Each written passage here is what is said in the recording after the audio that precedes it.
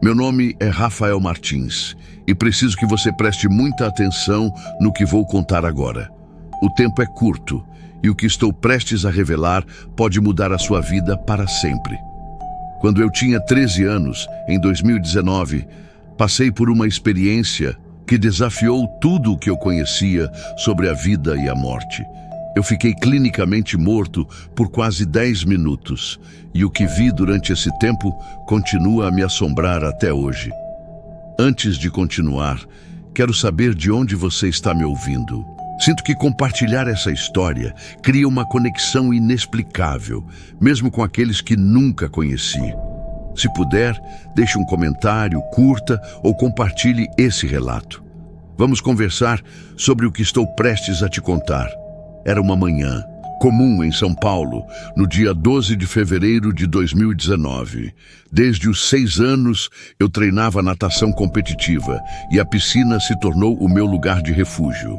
Naquele dia, como de costume, acordei às 5h30 da manhã, determinado a bater meu recorde pessoal nos 400 metros livres.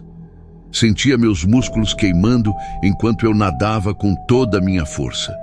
Mas, na última volta, algo estranho aconteceu. Mais tarde, descobri que tinha uma condição cardíaca chamada cardiomiopatia hipertrófica, que fez meu coração simplesmente parar. Não houve dor, apenas uma pressão intensa na cabeça, seguida de um vazio absoluto. A água ao meu redor escureceu e, de repente, comecei a flutuar, como se minha alma estivesse se desprendendo do corpo. Pensei comigo mesmo, será que isso é a morte? Foi então que algo surreal aconteceu. Eu vi meu próprio corpo na água, inerte, enquanto meu espírito estava acima, observando tudo de cima. Vi meu treinador gritando desesperado por ajuda, colegas pulando na piscina para me resgatar e o pânico estampado no rosto de todos.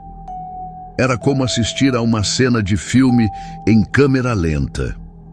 De repente, fui sugado por um túnel de escuridão absoluta. Aquela escuridão não era apenas ausência de luz, era densa, viva, pulsante. Gritos ecoavam ao meu redor, misturados com sussurros sombrios, vozes cheias de dor, desespero e arrependimento. Sentia como se mãos invisíveis tentassem me puxar para dentro daquela escuridão sem fim. Lutei com todas as minhas forças, mas era inútil. A sensação de frio e desamparo era indescritível. No momento em que achei que seria engolido por aquela escuridão, uma luz intensa explodiu ao meu redor, afastando as sombras. Não era uma luz comum, era pura, viva, cheia de poder e amor. No centro dessa luz, uma figura majestosa apareceu. Era Jesus. Mas ele não era como as imagens serenas que eu tinha visto em pinturas e vitrais. Ele emanava uma presença indescritível, uma mistura de autoridade e compaixão. Senti minhas pernas fraquejarem e caí de joelhos, incapaz de olhar diretamente para ele. Sua voz não era apenas som, era como se penetrasse em minha alma. Ele chamou meu nome, Rafael. Senti um amor tão profundo que comecei a chorar incontrolavelmente. Ao mesmo tempo havia uma tristeza em seu olhar, como se estivesse vendo algo terrível. Então ele perguntou, "Você sabe por que está aqui?" Eu não conseguia falar. Meus lábios tremiam e minha mente estava em choque. Como eu poderia responder ao Criador do universo? Então, com um gesto suave, ele abriu uma espécie de portal na luz e minha vida começou a passar diante dos meus olhos como um filme. Vi cada momento, cada escolha, cada palavra dita e não dita. Vi o impacto de minhas decisões sobre as pessoas ao meu redor. Momentos que eu considerava insignificantes tinham consequências enormes. Vi ocasiões em que fui cruel sem necessidade, quando ri da dor alheia ou ignorei alguém que precisava de ajuda. Mas também vi atos de bondade que eu nem lembrava, pequenos gestos que tocaram profundamente outras vidas. Então, Jesus me mostrou algo que congelou minha alma: o inferno. Não era como as imagens caricatas com fogo e diabinhos de chifres. Era um lugar de completa ausência de Deus, onde a dor não era apenas física, mas espiritual. Era o vazio absoluto, um lugar de desespero eterno. Lá vi rostos conhecidos, pessoas que frequentavam a igreja, que falavam sobre Deus, mas cujo coração nunca esteve verdadeiramente comprometido. Eles gritavam de dor e arrependimento, clamando por uma segunda chance. Todos diziam a mesma coisa: achei que tinha mais, e tempo. A angústia em seus olhos era indescritível. Jesus abriu um livro feito de pura luz. Era o livro da vida. Cada nome escrito ali brilhava intensamente, mas alguns começaram a desaparecer, como se fossem apagados lentamente.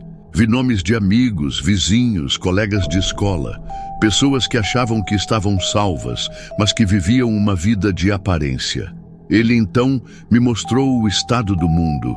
Vi uma escuridão crescendo, consumindo corações e mentes. Demônios sussurravam: mentiras. Você tem tempo. Você é bom o suficiente. Deus é amor. Ele não te condenaria. As pessoas aceitavam essas mentiras e caminhavam em direção à destruição eterna. Jesus então mostrou o futuro. Eu vi perseguição aos verdadeiros cristãos, vi a fé esfriando, vi famílias sendo destruídas pelo ódio e pela mentira. O mundo estava mergulhando em caos e trevas. A presença de Deus estava desaparecendo. Por fim, ele me olhou com compaixão e disse: o tempo está acabando. Muitos não estarão prontos.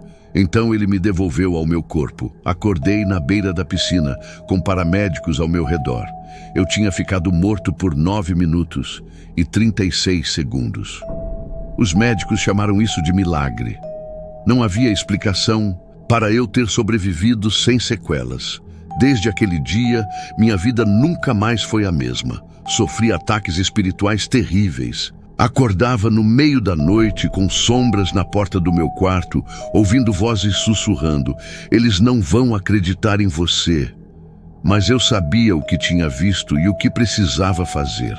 Jesus me enviou de volta com um aviso: o tempo está acabando. Não apenas para o mundo, mas para cada um de nós. Cada escolha que fazemos tem consequências eternas. Você pode não acreditar, mas eu preciso compartilhar isso com você. Não espere até amanhã para buscar a Deus. O amanhã pode não chegar. A porta da salvação está se fechando. E quando se fechar, será tarde demais. Essa é a minha missão agora: alertar o máximo de pessoas possível. Eu não sei quanto tempo me resta, mas enquanto eu respirar, vou continuar contando o que vi. Não, deixe seu nome desaparecer do livro da vida. Não espere até ser tarde demais.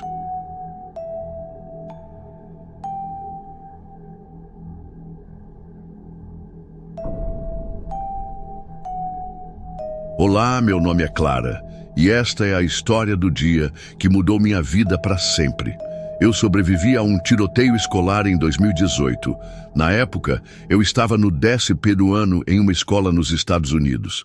Meus pais e eu tínhamos nos mudado do Brasil em busca de novas oportunidades. Já faziam 4 anos que vivíamos lá, e até aquele dia, tudo parecia normal. Era um dia como qualquer outro. As aulas seguiam seu ritmo habitual.